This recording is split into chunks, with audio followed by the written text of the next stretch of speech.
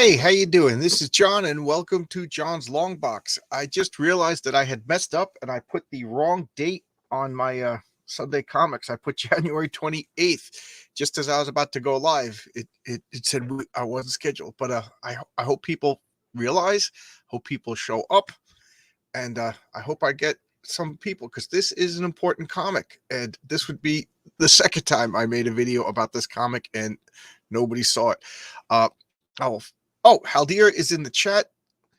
How you or he was in the chat earlier. How are you doing, Haldir? Good to see you. Thank you. How's Winnipeg? I hear you guys are getting a lot of snow. So, okay, got two. Hey, Pete Rock is here. Good morning, Pete. My buddy Pete lived a couple of towns away from me, and then moved many millions of states away from me. You see, people need to be far away from me. I totally understand. My wife says the same thing every day. Just Kevin Ryan is here. How you doing, Just Kevin Ryan? I'm just curious if there's another non-Kevin Ryan who's not just Kevin, like he's Kevin Ryan plus somebody else, like morphed together, but you're just Kevin Ryan, so we will not make that mistake.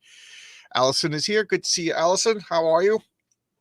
How's everybody? Thank you for showing up, even though I posted the wrong date when I put up the StreamYard. I put up January 28th. I think I am getting early onset Alzheimer's because yesterday I drove right through a stop sign. I posted it. To be honest, I've been working a lot of overtime lately, waking up at 3:30 in the morning, staying up just as late. And I have a 3-day weekend now. And now I feel normal. Oh man, yesterday I slept so good. It's been so good. So I'm just filibustering a little bit, but I showcased this comic early into my YouTube career. My career, like whatever. Didn't even make $100 yet, but I showcased this comic in one of my first videos. I naively thought that if I just went on YouTube and made videos about all my key expensive comics, that I would get 1 million subscribers and whatever. But nobody knew who I was. I was just talking into the vapors, and I think these early videos got like 6 or 7 views. And I don't blame all the new subscribers from not going and checking out the backlog and watching. And back then I was like, hi, how you doing? This is John. And, I was shy and I didn't know what I was doing. Now I'm not shy, but I still don't know what I'm doing. So here you go. Lacey Lee is here. Good morning. Good morning, Lacey. How you doing? How's Abrax doing? How's everybody? For those of you, let's talk John's Long Box news. Okay. I talked with Randy Zimmerman Friday. Randy Zimmerman is a long-time comic book guy. He's been in the comic book business. Oh, geez. Long time. He does Arrow comics.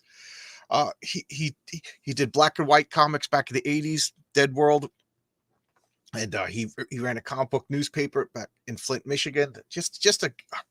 This guy. I think if you would cut open his veins, 4-color blood would come out.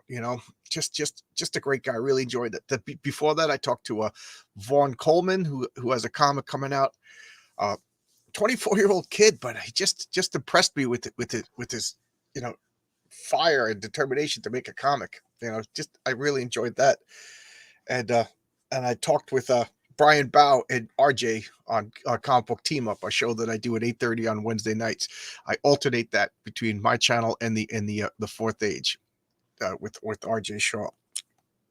And Brian Bow does Wolf and Batsy, a comic that I absolutely love. He's become a friend of mine because of this channel. I met somebody new and became friends. So I always want to talk up this comic. All right, let's see. Last week, I know I was talking about because I see I got a lot of the same people. Last week, I was talking about doing new Teen Titans, but I will build up to that.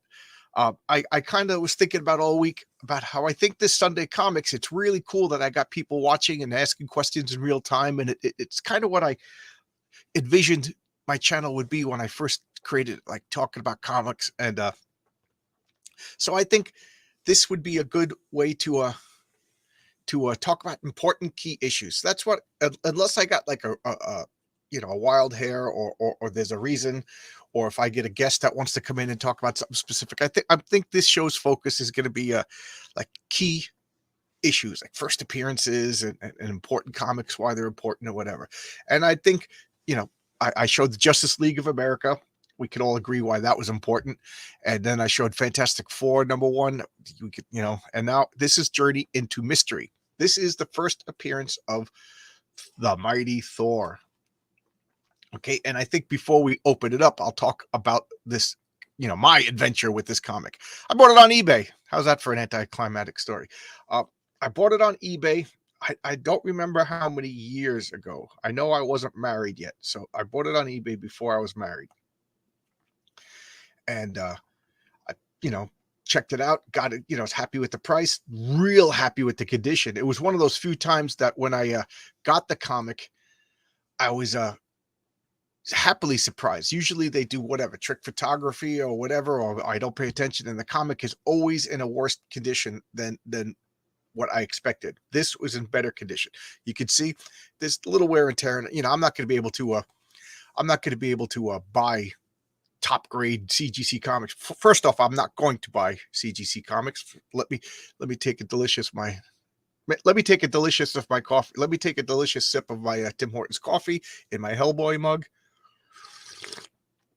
Oh my God, that is so good. Okay, let's address what Kevin just said. I thought you borrowed that effort. No, that's mine. If you watch that video, I talk about how I bought it and where I bought it and the circumstances of everything. But yeah, I own that. I own this. I own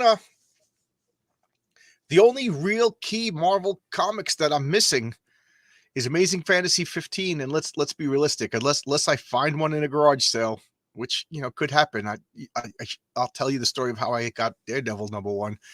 I'm missing Amazing Fantasy 15. I'm missing the first Ant-Man, and I'm missing the first Iron Man. And off the top of my head, I can't really think of any other key issues that I'm missing.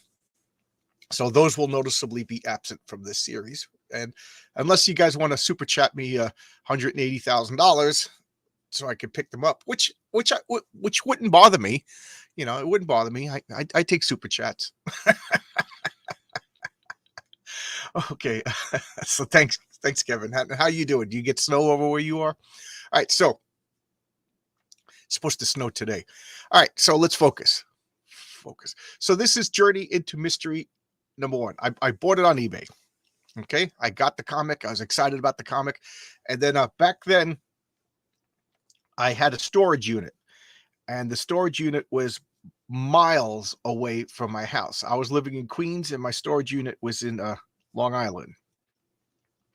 So what I would do was when I read comics, I would fill up a long box full of comics, and every time my long box got full, I would sort them into alphabetical order, drive to the storage unit, and then just throw the box into the storage unit, because going through like 150 long boxes and putting the comics in alphabetical order was a beast, and I didn't really have the room to do it.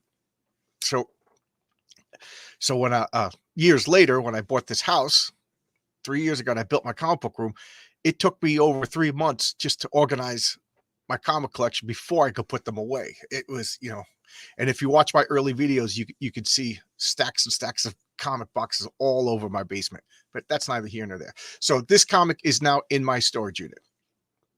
Okay. Years go by, 4 or 5 years go by, and I'm reading that there was a reprint of Journey into Mystery that looks exactly like the Journey into Mystery, with one noticeable difference. And the difference in price is the reprint is worth $60. The original first edition real one is worth whatever it's worth, thousands. I know it sounds like, unbelievable, but I don't really pay attention to the prices of comics, because it's not time to worry about the price of the comic. Right now, I just want these comics. I love these comics. I cherish these comics. Like, is it bragging that I'm showing? Yeah, I'm not going to lie. It's a little bit bragging, but it's more like you love something, and you want to share it with your friends. That's more what it is. But so I'm not going to sell it until I always tell my wife, like, when I retire, you know, and if we're hurting for money, that'll be time to sell comics. But right now, it means more to me that I could walk in and have this library of wonderful comics. So anyway, I don't know the price difference is the meandering thing that I'm trying to say. But so I'm like, did I get hoodwinked? Did I pay a couple of $100 for I paid $400 for this. So did I pay $400 for a reprint of Journey into Mystery when it's only worth $60? So I got obsessed. But like I said, I was living in Queens. My storage unit was in Long Island, Baldwin, Long Island. And I was working a lot of overtime. So Saturdays, I couldn't get there. Hey, Marcus, it's okay. I'm just telling the story of how I got this comic. Bought it on eBay. So now I'm wondering, did I buy the reprint? Did I get scammed? And, oh my God. So I told my wife, I'm going to the storage unit on Saturday, and she's like, oh, okay. And she's like, I'll go with you, because it was always kind of nice. We'd go to the storage unit, drive to Long Island, sort a little bit of comics for an hour or two, and then go to a diner or something like that on the way home. So she's like, okay, and it was nice to have somebody with me. And I would be, sometimes because I didn't have a table or anything, I'd be sitting on the floor going through boxes, so she would like stand up and move this over there and move that over there. So it was nice to have a helper. So I was like, okay. But the whole way there, I didn't talk, and she knew I was, she just knew. So she didn't talk to me. She said it was the most uncomfortable ride. So we're driving for about an hour. I get to the storage unit. I rush up the stairs, run to the storage unit, open it up. There's like 3 locks. I'm like fumbling with the locks. Now I got to find the comic, because like I said, I've been throwing boxes in here for years. So I'm looking through, and boom, I pull it out. And there it is.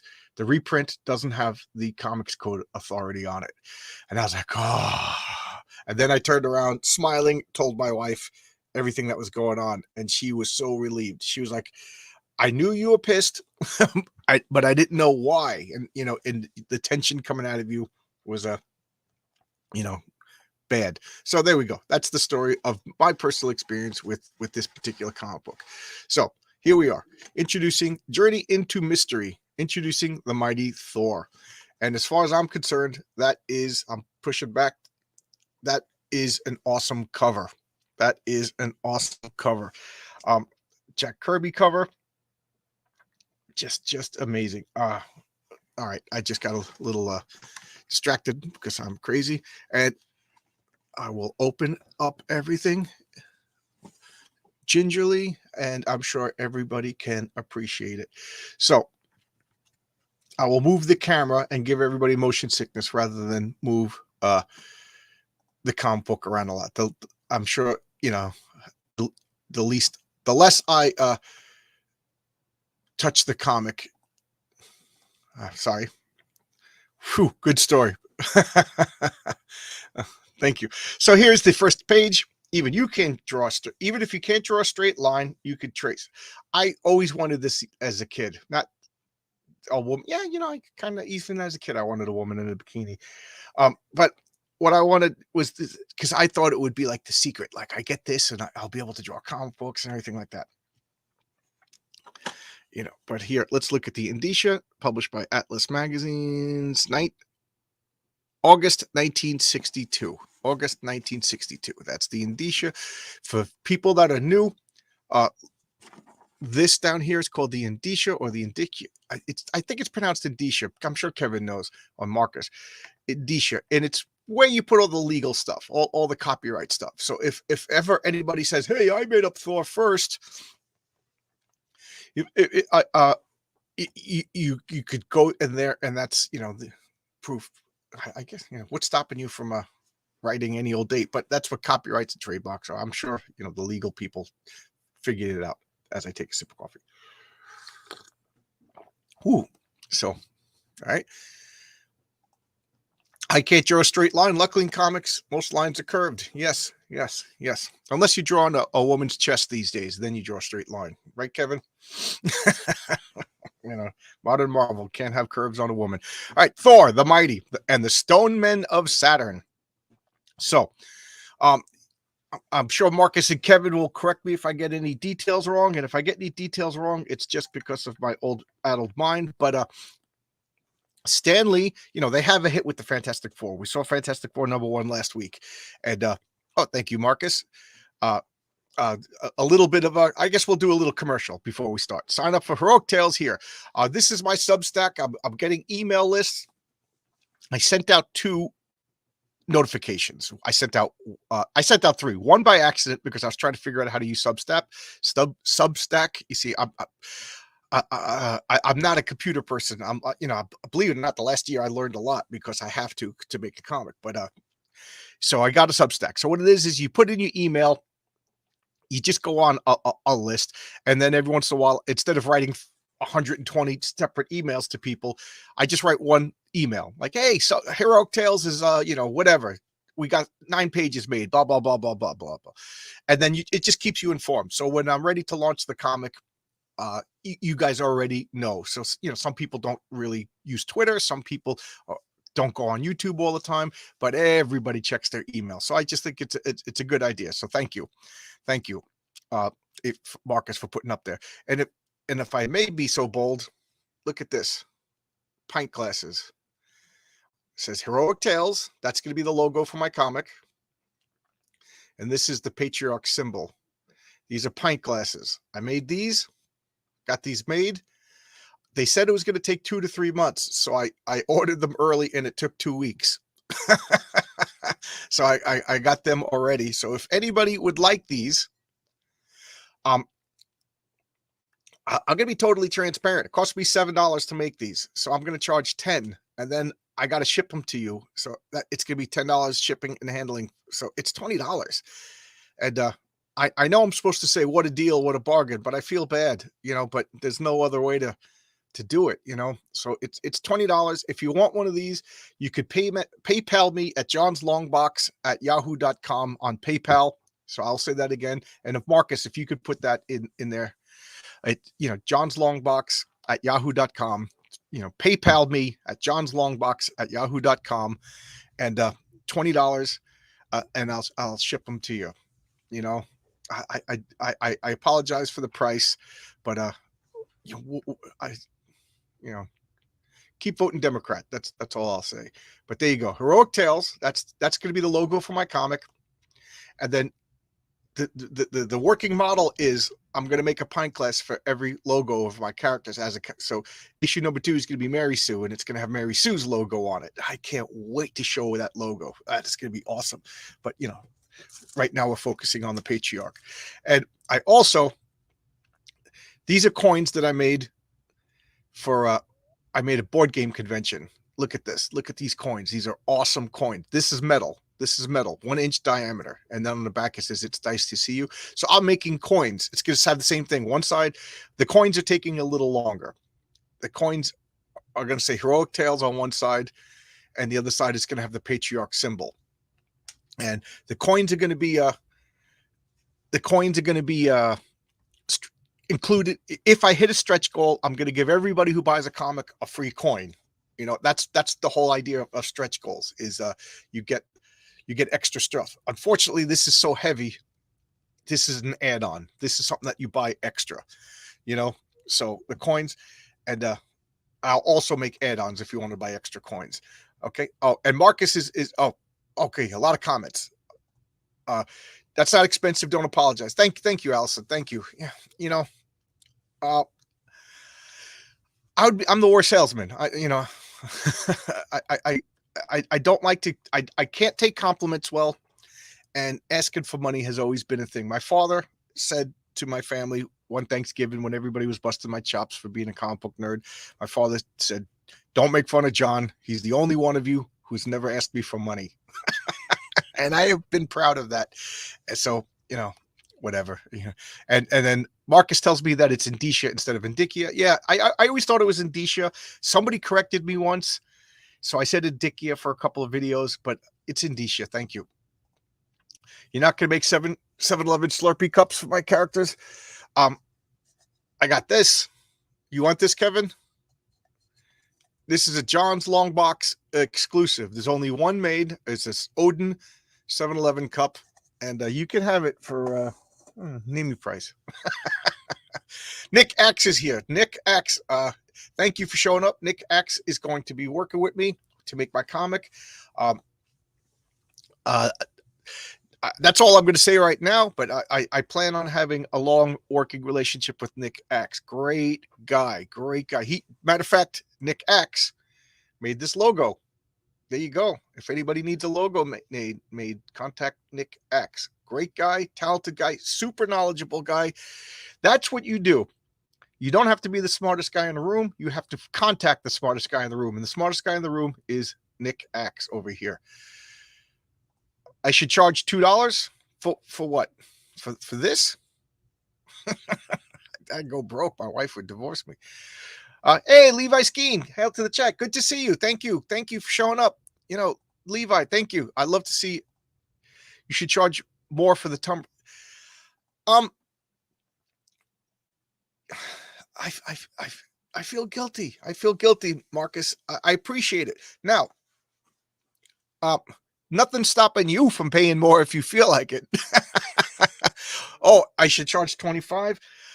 Well, how about this? This is a pre-launch sale. How's that?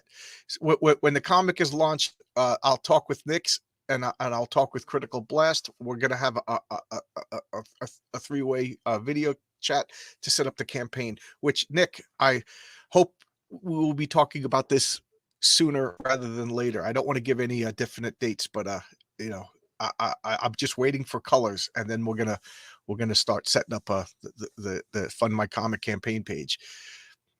And I'm so glad I met Nick. All right, let's get back to this. So again, if anybody wants the Tumblr, PayPal, Marcus, if you could put PayPal johnslongbox@yahoo.com in the chats, and I'll bring it up when we need to.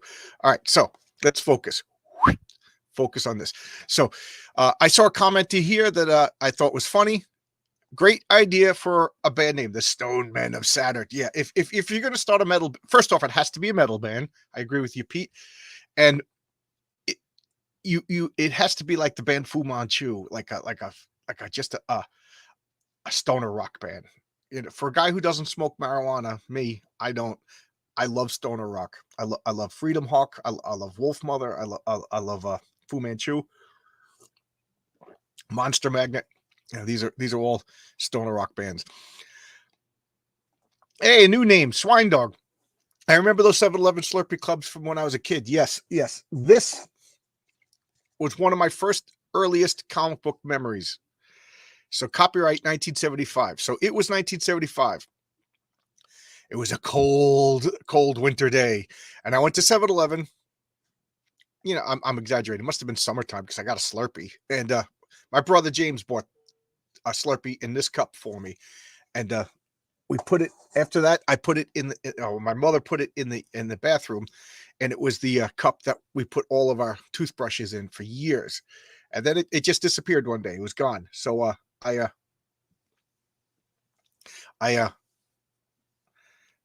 lost. You know, it was gone. I was lost. So of course, somebody, Mark Miller, rather, the comic book writer, said, "Anybody have these Slurpee cups?" And made me think of it. So I went on eBay. And I bought this on eBay, $2. Somebody sold this. You know, it was more in shipping than it was to get this, but it wasn't the money. It was, you know, again, you become an adult and you buy back your childhood. Look at that. John Buscema, Odin. This is actually from a panel from Silver Surfer #4. You know, it's amazing. Yeah, look how small it is. Don't you remember them bigger? Huge. I wonder if there's a larger size. You know. This was just awesome. So I bought it. So, and I'll sell it to just Kevin Ryan for $1,000. How's that, Kevin? Is that a good deal? Yeah, stoner rock band, perfect. Yes. PayPal. Okay, this should be a space between PayPal and John's Long Box, but everybody gets the point. So if you want one of these tumblers,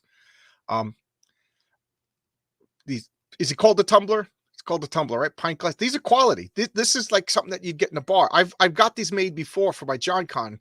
These are really good, you know, and I can't wait to have a set of like every one of my comics, I'm going to have one of these, whether people want them or not. I want them. And I want to have a set of all of my superhero characters, their symbols on a cup with a coin. I can't show off the coin yet. They didn't even send me the proofs to approve yet. Look how small it is. I'm taking that personal, Swine Dog. Jeez, you don't even know me. Oh, the Slurpee cup. Okay, yes. yes. This was 1975. So, okay, let's get into this comic now. All right. So Thor, the mighty, the stone men of Saturn. The legend has come true. So legend has it that after the success of the Fantastic Four. Oh, there you go. Thank you, Marcus. I don't mean to be critical. I apologize. If sometimes things, my wife says it and I agree. So I've been watching my tone. Sometimes I say things and it oh, there's no apostrophe because it's an email address. So it's just johnslongbox@yahoo.com. I'm so freaking critical, pain in the neck. Yes. So I'm trying to watch my tone. So legend has it that Stan Lee was inspired by the success of the Fantastic Four, and what they wanted was a Superman character for Marvel. Why wouldn't you? You're a comic book company. You need a super, and like they wanted Stan Lee's criteria is that he wanted a red cape and he wanted him to fly. So they yes. He wanted them to fly. So they were joking around. They're like, well, what would be better than Superman? And then like somebody said like a super god. So they're like a god. So they ran down the gamut of god names and they came up with which one would be the best for a superhero comic, and Thor. And I got to agree. So they made Thor. They had a red cape and they wanted him to fly. But in true Marvel tradition, he didn't just fly. What he does is he spins his hammer around, throws it, then catches that thong, and then it pulls him up. Yes, it defies physics, but so do superheroes. So it is just awesome. Oh, thank you, Marcus. I know I'm a pain in the neck. There you go. If you want one of these, how's this? It's the pre-launch sale for $20. Again, am I being too transparent? It cost me $7. I'm selling them for $10, so I'm making $3 a tumbler. And $10 shipping and handling. So I got to mail it to you, buy a box, get postage, send it to you. So what am I really making? $3? It's more about, one day I would love to have like a group chat of like, you can have 10 people in here and all of us hold up our pint glasses and we'll just have a beer, Yes, exactly. Superman was their number one selling book, so they invented their own Superman. Exactly. It's the redundancy theory. If that sells, copy it. Oh, and then if you want one of these tumblers, johnslongbox@yahoo.com. So there you go. I'm the worst salesman. So they invented Thor. Okay, and here we have mild-mannered, and this is a perfect example of working as you go. So Stan Lee was overworked. So Jack Kirby drew it at first, and then I think they handed it off to Dick Ayers. But Jack Kirby did the covers, and he handed it off to Larry. Oh my God, Larry Lieber. Larry Lieber, Stan Lee's brother. Remember, Stan Lee's real name is Stanley Lieber. He took the name Stan Lee as like a pseudonym. He says he wanted to put it on the great American novel that he never wrote. I wonder if he took it because of like embarrassment for working for comic books, because Stan Lee always, in my opinion, had a little bit of a embarrassment for what he did. He told a story once that he went to a party and everybody at the party were like doctors, lawyers, electricians and things like that. And when they asked what you do, he said he wrote comics, and he said he was really embarrassed. And a couple of people, I'm sure there were snooty people in the 60s that were like, oh, okay. So he got a little embarrassed. So I always felt bad. Now it's like, success isn't the greatest revenge. It's now anybody would be like, oh man, you write comics for a living? Isn't that the best? Yeah. Joe Sinnott inked this comic. Yes. So I doubted myself, so I looked it up, but the cover is by Jack Kirby, Joe Sinnott, colored by Goldberg, and lettered by Artie Simek. for those of you who don't know, Jack Kirby and Joe Sinnott were long-term collaborators. You know, they've been working together since, they worked for DC. They created the Sandman for, was that Quality Comics. You know, they've been what they call a studio for a long time. I got to meet Joe Sinnott. Yeah, it was really good. I really enjoyed meeting him. So now, he got a little too much work, so he handed it off to his brother Larry, and Larry Lieber wrote this. Jack Kirby drew it, and Joe Sinnott is the inker. Like I said, Stan Goldberg was the colorer. Letterer is Artie Simek, and Stan Lee is the editor. If you notice, there's no credits back then. Great first page. Okay, I need to focus. I'm thinking about. I'm feeling guilty about charging $20 for this stupid tumbler. How's that for? I'm the world tour salesman. All right, focus. All right, so here we got Donald Blake. Who's Donald Blake? He's this guy. You know, the story opens on a windy. I'm not going to read it to you, but I'll read this panel. The story opens on a windy coast of Norway, where we see a frail figure silhouetted against the bleak sky. He is Dr. Donald Blake, an American vacationing in Europe. So that's it. That's the setup. Boom. He's an American vacationing in Europe. He's got a cane in case you can't see it. And as he's walking over here, a spaceship. Whoop, spaceship goes flying by. And why is the sky green? Why not? Hammer's glowing. If you know the proper color for a glowing mystic Norse god hammer, you tell Stan Goldberg. You take it up with Stan. So this crazy spaceship lands, and the Stone Men of Saturn come out. Now, if you've seen the Guardians of the Galaxy movie with what's his name? What's the character's name? But that is that stony creature. This is where he came from. They pulled him out, and you know, they pulled him out of Thor's past, and he went and went into the movie, and then they made him like whatever. I'm not even gonna get into it. Do we know if Stan O'Larry came up with Donald Blake? Great question, Kevin. A mysterious source gave me Larry Lieber's phone number, and I called up Larry Lieber. And man, was I nervous to call Larry Lieber. Who am I to call and disturb Larry Lieber? But Larry was, it was a great conversation. We talked for hours, believe it or not. But I called Larry Lieber, Stan Lee's brother. He lives in Manhattan, old timer. And I had got him just as he had gotten bad news about he had trouble in his eye, and he had to get like a surgery in his eye. And so he was depressed and sitting by himself, and the phone rang, and he just picked it up, and it was me, and I just started talking to him, and oh my God, we talked for hours. He was so good, and he made me feel good, saying that that my conversation cheered him up. He was having a bad day, and we talked. And one of the things we talked about was Larry came up with a lot of the names of the superheroes, the secret identities. Stan Lee created Thor, the name Iron Man, whatever. But Larry came up with Anthony Stark, and Larry was adamant that he doesn't like when people call him Tony Stark. From his mouth, from Larry Lieber's mouth to my ears, he said, Anthony Stark invents Iron Man armor and machines and high tech and runs businesses. Tony Stark makes pizza for you. And man, that made me laugh. And he came up with Henry Pym, and he said he came up with Donald Blake. So there you go, right from Larry Lieber's mouth. So I have to thank the mysterious someone who got me that phone number. That same person also got me Jim Shooter's phone number. For some reason, I've been too scared to call Jim Shooter. Everybody says he's nice. I don't know why. I've been too intimidated. Seems like everybody in showbiz changed their names to sound less ethnic. Yes. I'm sure Kevin knows. Kevin, can you type in what Jack Kirby's real name is? I don't want to mispronounce it, and I know I've been mispronouncing it forever. Yes. Larry. So I actually struck up a friendship with Larry. He asked me to call him back, and I'll call him tomorrow. Tomorrow I'm off. So I'll call Larry tomorrow.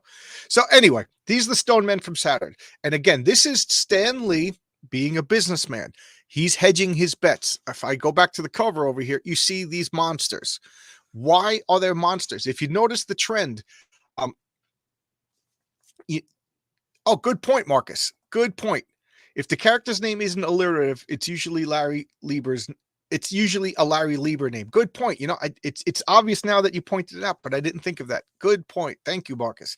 And thank you, Kevin. Jacob Kurtzberg. That is Jack Kirby's real name. That is Jack Kirby's real name. There's a great book called The Escapist. Allison, Pete, I recommend this novel, The Escapist, for people.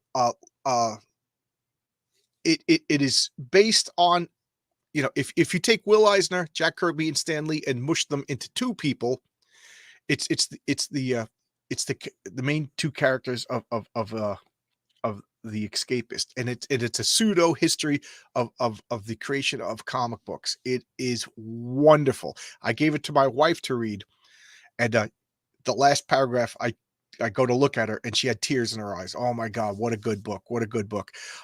Can I get Larry Lieber on my channel? He does not want to come on my channel. You know, not me. He doesn't want to go on anybody's channel. And I think he even said he doesn't have the capability of going on the channel. So believe it or not, the last time we talked, we made plans to go out to dinner. And if we go out to dinner, maybe I'll, you know, take out my phone and record a short little segment of you know, Larry. And part of me doesn't want to do it because I feel like it's exploiting. And part of me can't wait to do it because it's me having dinner with Larry Lieber, you know. But so I'm going to call him tomorrow. I haven't called him in a couple of weeks. Larry Lieber wrote a novel called Chirps. It's a charming book about a talking bird. It's really good. It's really good. I'm about halfway through it.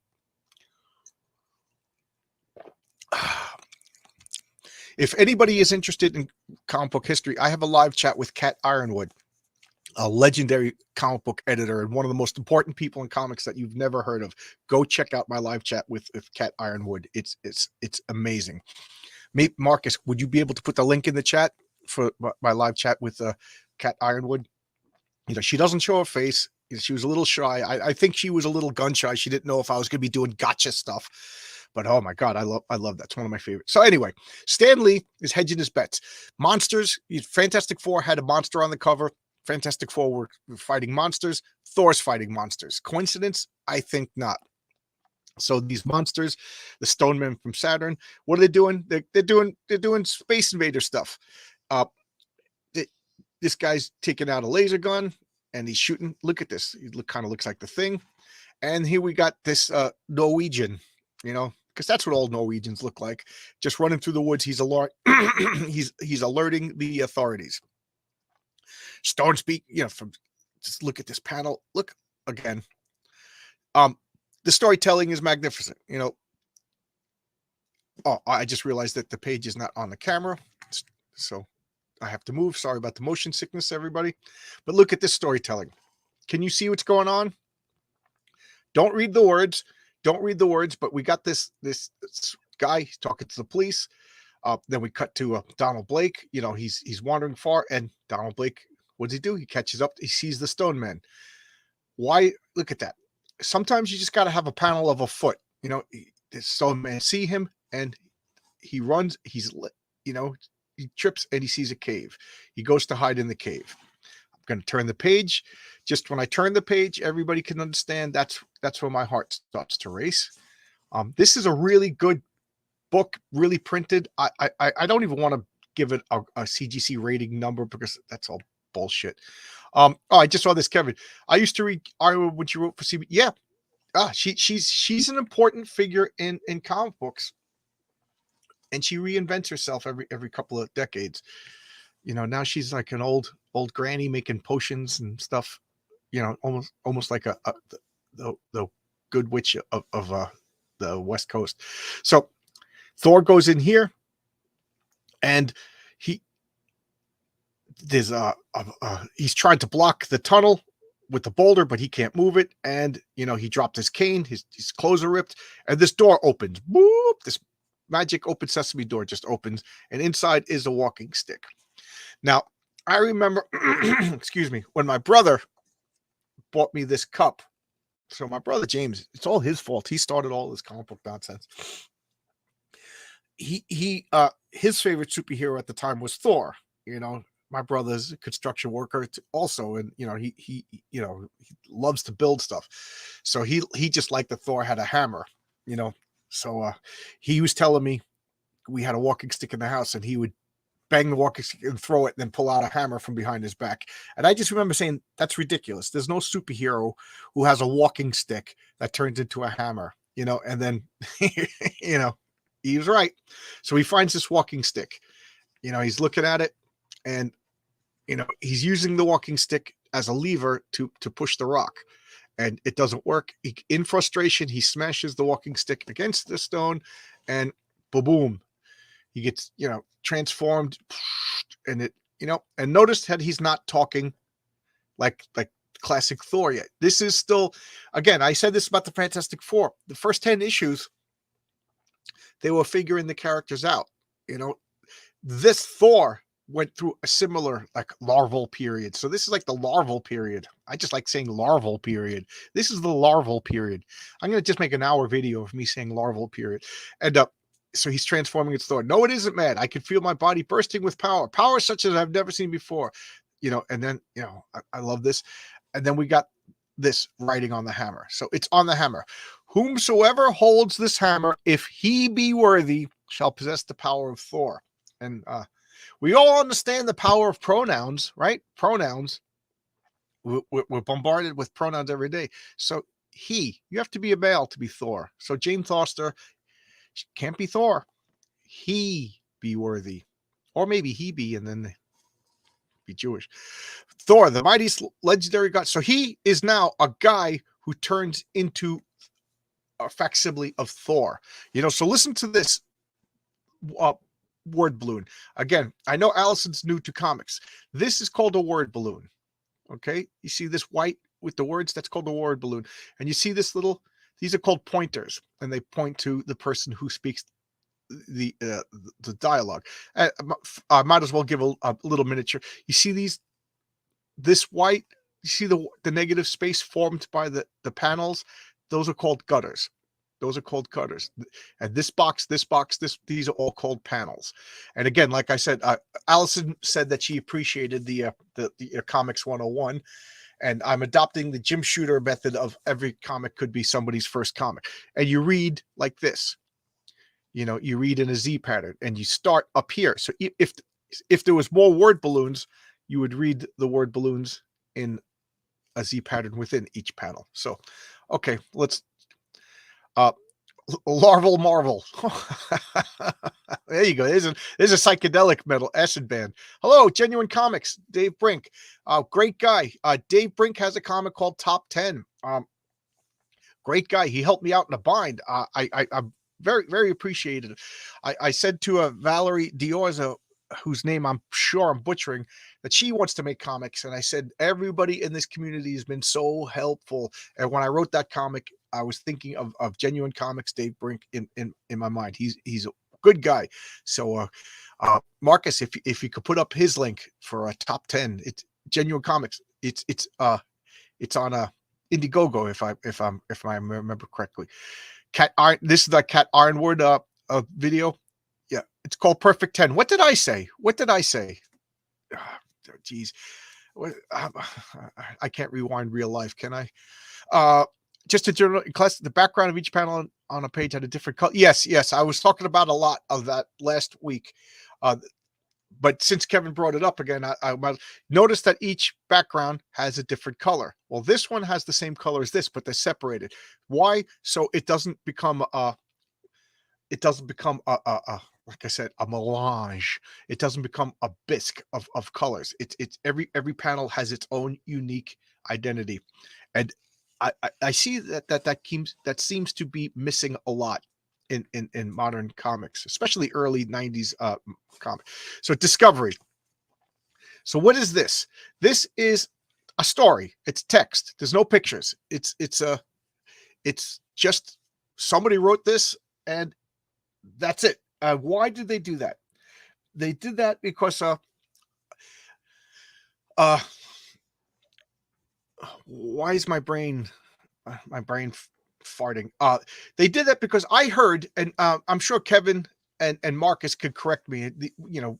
Will be like the three Norns here, but legend has it that in order to, because comic books were made someplace, and then they had to be shipped someplace else to be sold.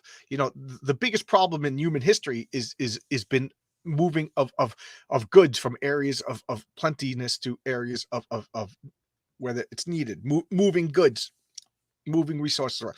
And we have the American mail system as a way to alleviate that problem, but you got to pay for it. So to take the comics from the printer and put them into the hands of the retailers cost money. They came up with mailing costs. So it would get a cheaper mailing rate if it was considered a magazine rather than like I don't know what the other first class or mail. I forget. I'm sure Kevin could correct me, but they got a cheaper mailing rate if there was at least 2 pages of text without any advertisements, no illustrations. Then it qualified as a magazine and it got magazine rates.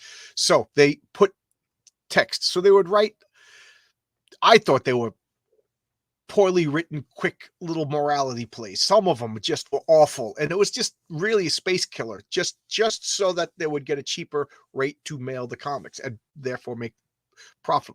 Later on, they started printing letters pages, and letters pages were 2 pages of text, no advertisements, and that satisfied the conditions. So letter pages were just an evolution out of a way to make comic books more affordable. And what a great, it was like an accidental discovery, and they were pre-written. It was less work. And to tell you the truth, half these I get bored reading them. I have to read them because I bought the comic, but they're not that good. The letters pages, they're kind of fun. Little secret though, a lot of times the editors wrote the letters because they didn't get enough letters. So amazing new home training plant. So that's the origin of the letters page. And again, I get a little nervous when I turn the page. Larval Marvel. So let's look at this. I already talked about what Kevin said.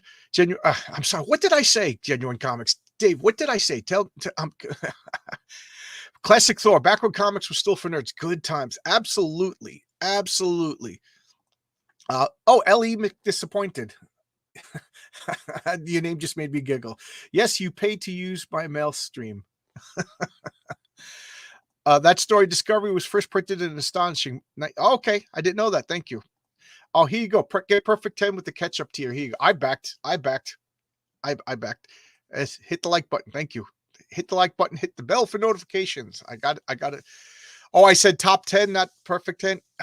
I'll let you in on a little secret. One of the future issues of my comic, if I make it that far, is going to be the top 5, and the top 5 are the top 5 representatives of humanity that go into space and get superpowers. So so that's why I said top 10, because I'm thinking about myself. Jolly Green, good to see you. Good. Thank you. I love seeing new names. I love to see new names, and I hate to turn into a numbers guy, but last week we had 28 people.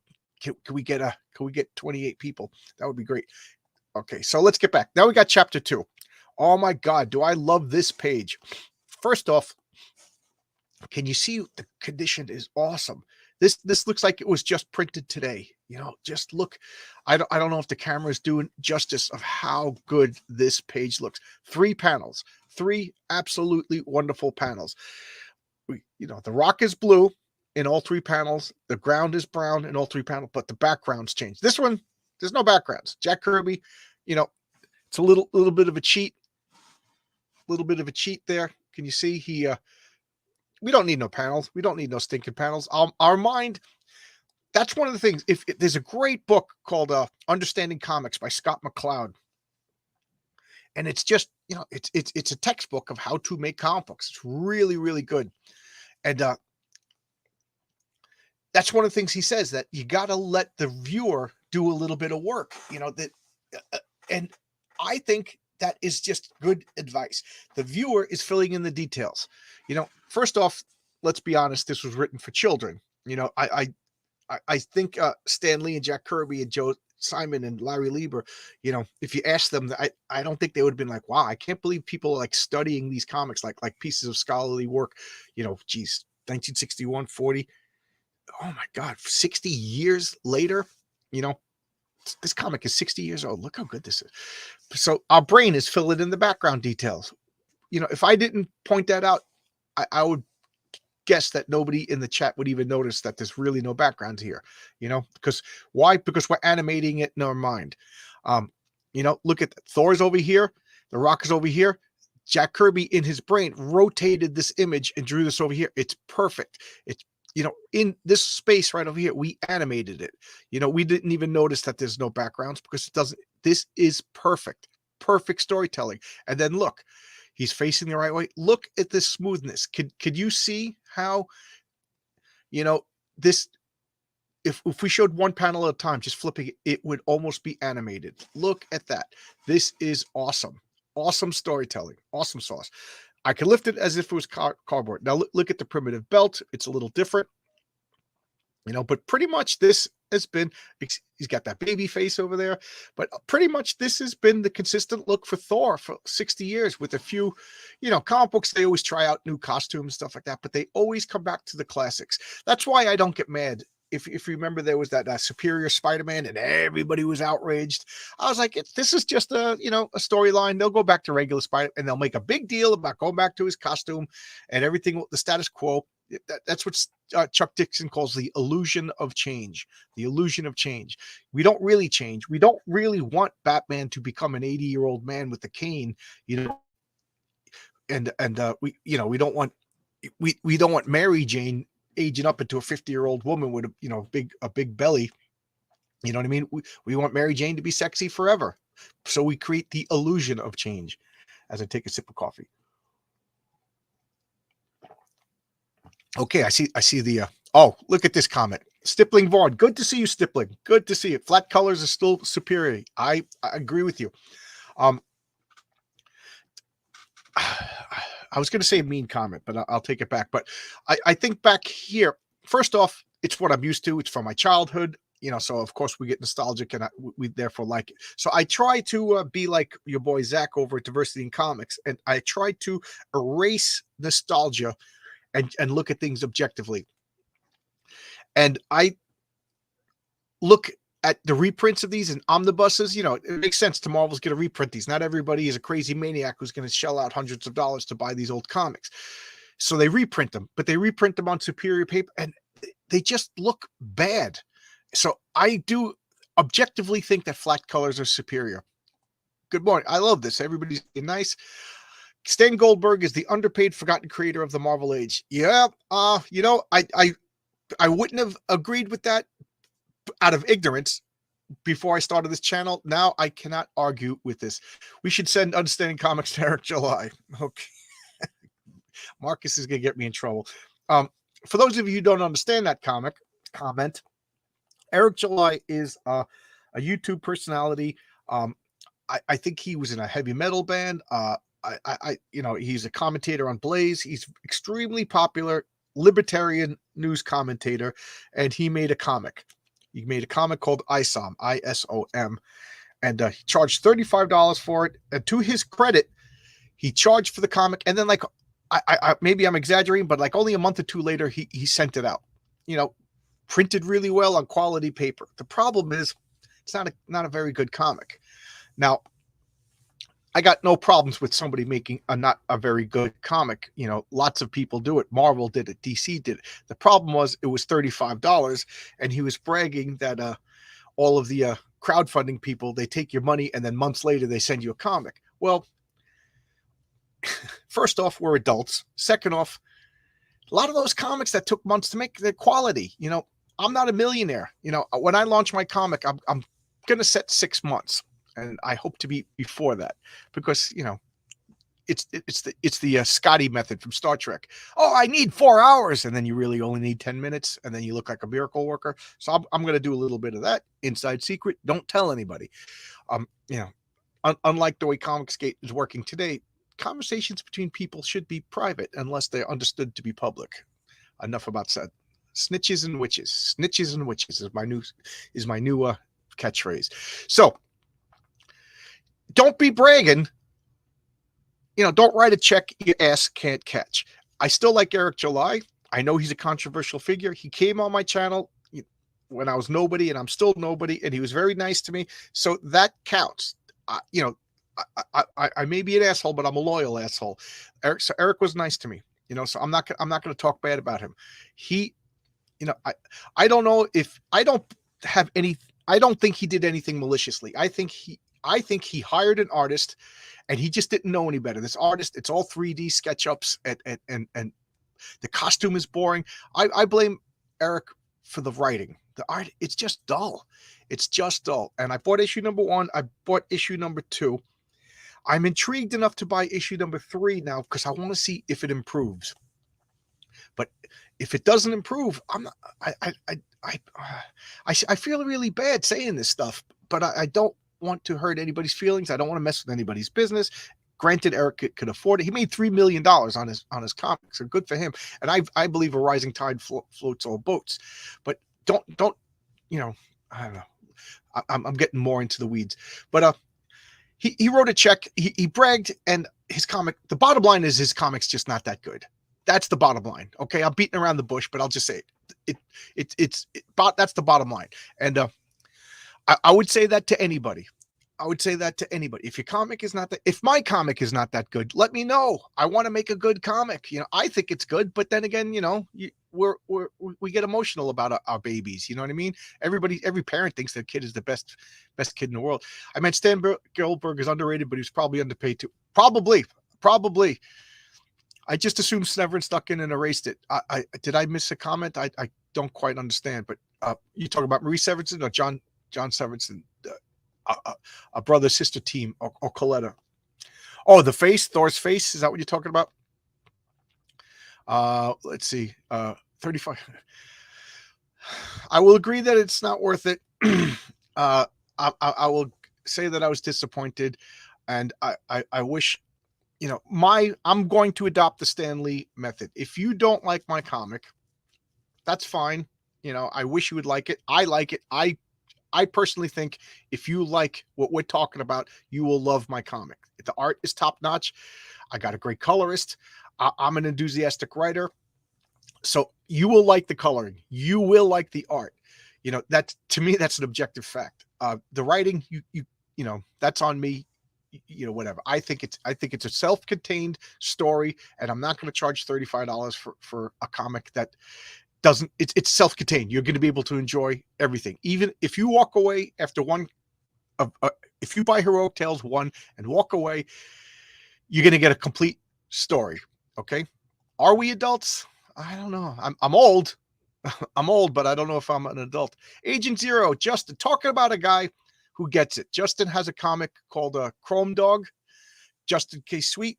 He's not only is his name sweet, but he himself is sweet. He could stick his finger in a cup of coffee, and you don't need any sugar. He's a good guy. I love Justin. He's been on my channel. I come back whenever you want, Justin. Justin gets it. He's a guy who loves comics. He gets it. I'm an adult with childlike tendencies, but only when it comes to comics. Yes. Yeah, July was a great guest. He was a great guest. It was funny. I'm getting in the weeds.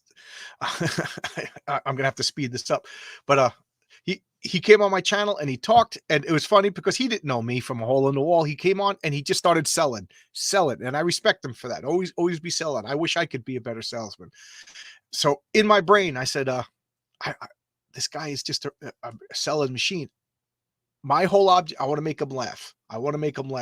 And by the end of the hour-long talk, I had him laughing and rubbing his eyes. So it was a lot of fun. The colors were drab. I expected better from Gabe, unless it was an editorial decision. Well, everything is an editorial decision, right? Anything that goes wrong with my comic, it's my fault. Don't come at Renzo. Don't come at Daniel, my colorist. Come at me. I'm the one writing the checks. So Cliff was slow before filling a buff. It's no wonder he switched to models. Oh, I didn't know that he drew Buffy. Charlie Green, which issue is this? This is the first appearance of Thor. This is Journey into Mystery 83. Journey into Mystery, I didn't say this, was a typical Marvel comic, an anthology of stories. After Fantastic Four, superheroes were big again. So now they didn't just make a Thor comic, they debuted Thor into Journey into Mystery.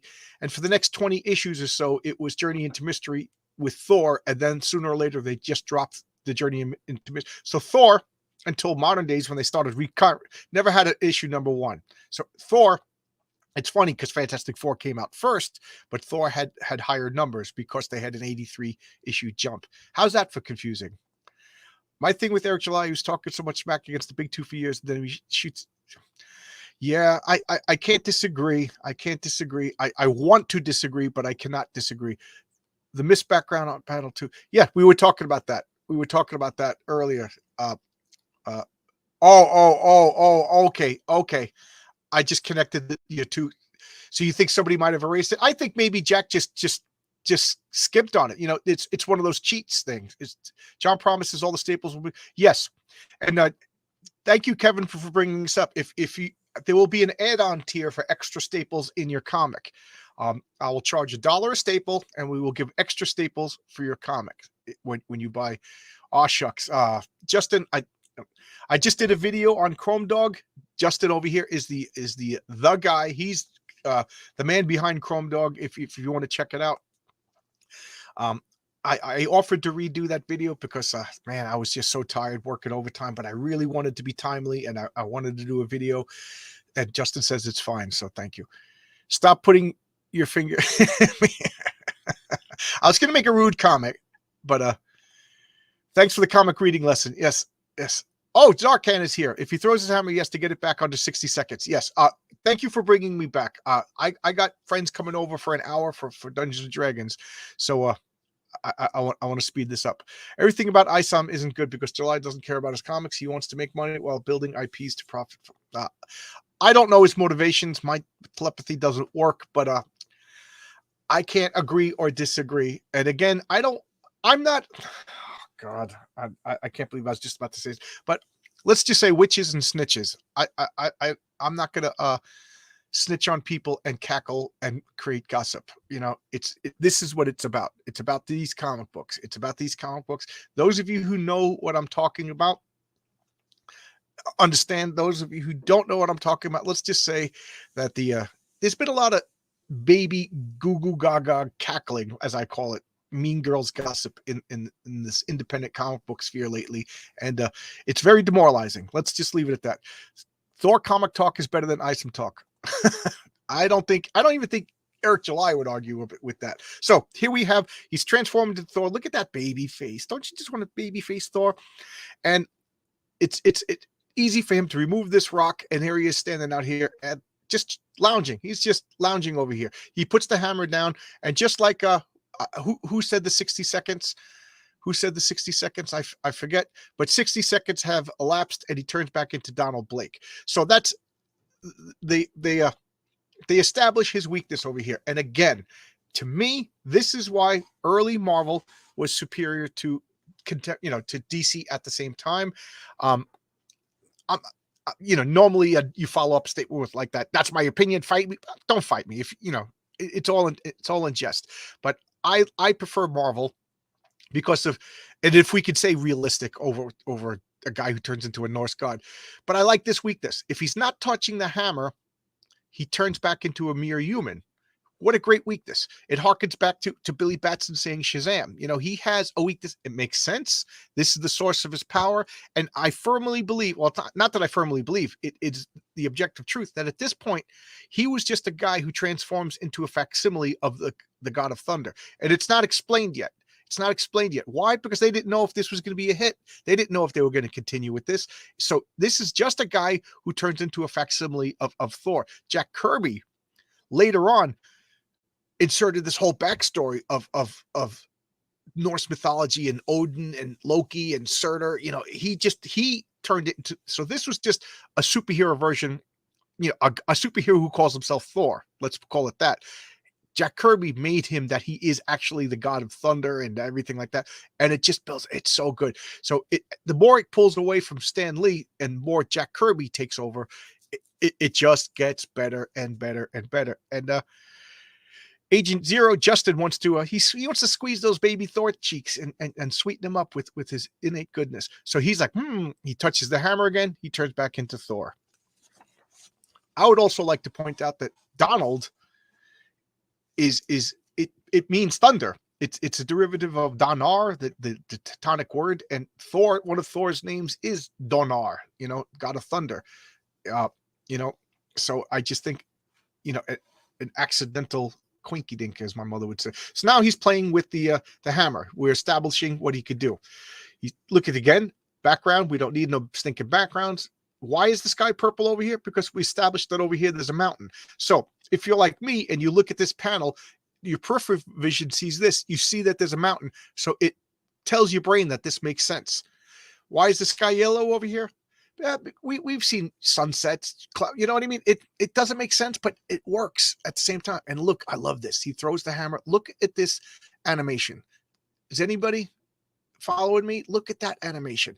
This is perfect storytelling. He's testing out, and then it's almost like he's intuiting these powers. He stamps the hammer on the ground and he summons wind and Thor and thunder, boom, boom, boom, and he stamps it 3 times and he transforms back into Donald Blake. Now these stone men from Saturn are messing with people. They're just messing with people. Like they got like no motivations. They're making this illusionary dragon. The military's coming out, and the illusionary dragon is a brilliant distraction for their whatever, probes, drones, whatever you want, and the missiles. So Thor is like, oh man, smashes back into things, and they're like, what's going on? Now they're noticing the energy, and I love this. This is him whirling the hammer around. He's teaching us his powers. Perfect. He's talking out loud. This is weird. You know what I mean? If Justin is in the woods and he finds some magic thing, he doesn't narrate, oh, this hammer does it, but it works because it's a comic book. There's things that we just accept that wouldn't really make sense in the larger world, which is why comic books are difficult to turn into movies. And for a while, Marvel was knocking it out of the park. So I love this. He whirls it around. He goes, there, I release my hammer for a split second, catching the unbreakable thong, and then I am pulled along like in the tail of her. So Thor doesn't really fly, at least at this point in he throws the hammer, catches the unbreakable thong, and he's pulled along in the I'm just nervous whenever I turn the page. I'm sure everybody understands why. So chapter 3, this is a good time to yes, Jack is better than Stan. I'm not going to get into that argument. I like them both. I understand why some people had problems with Stan. I wasn't there. I'm not witches and snitches, I'm not going to get involved. I believe, gossip is not gossip when it involves like your people messing with your family or people messing with your income. If it doesn't mess with that, keep it to yourself. Our imagination completes the action. Absolutely. Absolutely. Oh, Justin narrates the actions all the time. It's funny because Justin was in the bathroom. I am in the bathroom. I'm undoing my belt buckle. I am taking care of business. Jimmy Olsen is this so Superman doesn't talk to. Yes, absolutely, Kevin. Absolutely. You're 100% on the money here. The best example that I could think of right now is the first Hellboy movie. You had that rookie agent. That rookie agent, he served no purpose other than so that Hellboy could explain what's going on to him. Dr. Broom, Hellboy, Abe Sapien, they explain things to the rookie. So he is the proxy for us, the viewer. Otherwise, why would Hellboy have to explain anything? He already knows what's going on. So he just goes and would do things. So that's what you're absolutely right. Jimmy Olsen is a stand-in for the audience. Perfectly good about that realism. What we're looking for. Oh, Nick, you just blew my mind. Then again, that's why I'm working with Nick. He's a good guy. Speaking of Hellboy, he's a good guy, intelligent guy, and excuse me, just drinking my coffee. It's not realism. What we're looking for is believability. Oh man, I'm gonna file that away. That was an important. Allison Pete got to go. Yeah, that's why we're recorded. That's why I'm recording. So now Thor shows up, and you can tell. Look at the position that he's flying. That is excellent. because he's launched almost like a cannonball, so the arc, you could see he's about to land. Just Jack Kirby's just a master. And then boom, boom, boom, boom, boom, boom. He just starts beating them all up. Just look at this. Just come running out. Look at that. I'm getting excited, but just imagine this. You're the Stone Man over here, and this freak just comes launching in, lands down, and just starts whirling. Bah, bah, bah, bah, boom. And so they got to contain him. And he's just ripping the bars out. They're like, oh my God, he's too powerful. Disintegrate him. He throws the hammer. He knocks out all the guns. They send out this Day the Earth Stood Still looking robot. And the robot the hammer comes back to him. It's just awesome. Just awesome. And then Thor smashes everything apart, lightning bolts, and he's standing there looking at him. And what do the Stone Men go? We can't conquer Earth because if this is what Earthlings are like, we're going to leave. So they leave. He stops an alien invasion. The army is like, we heard some thunder. What's going on? And then I have to point out this, they spell Thor's name wrong. Editor's note, Thor. And there we go. So it's over an hour. I got to get ready. Hey, Paul, why aren't you here? We're going to play V&V in 10 minutes. Jimmy's coming over and some guys that I met out here. The Perfect Crime. So these are other stories. This is the kind of stuff that you lose when you CGC your comic. You never see these stories again, and this is part 2 to the text, and I'll put this up. Look at this. Oh, I'll clear this for a second. Look at this. A Stan Lee, Steve Ditko story. If you CGC your comic, this is never reprinted. You're going to lose some Stan Lee, Steve Ditko stories. Look at that. Look at that. That is just awesome. That is just awesome. So I'm showing you everything. We get these ads. Paul, I know my buddy Paul, he sent away for this and he was disappointed when he got a catalog and he didn't get an all-male man showing up at his house. So there you go. This is Journey into Mystery 83. This is Journey into Mystery 83, the first appearance of Thor. I didn't do the backup stories. I had no intention to do the backup stories, but again, I got an hour to take a shower, get cleaned up, and prepare for my V&V. We're probably going to record it again for my V&V Thursday episodes. Yeah, didn't call. Cool issue. Thanks for sharing. You're welcome. I fell down the stairs once and I became the mighty Thor. What was I going to say? Oh, what is witches and snitches? Isn't snitches get stitches? Yes. It's a goof. Call me and I'll explain it all. But witches and snitches, that's my new catchphrase. I'm sure Justin knows what I'm talking about. John, rip out that last page. It said, yes, you got it.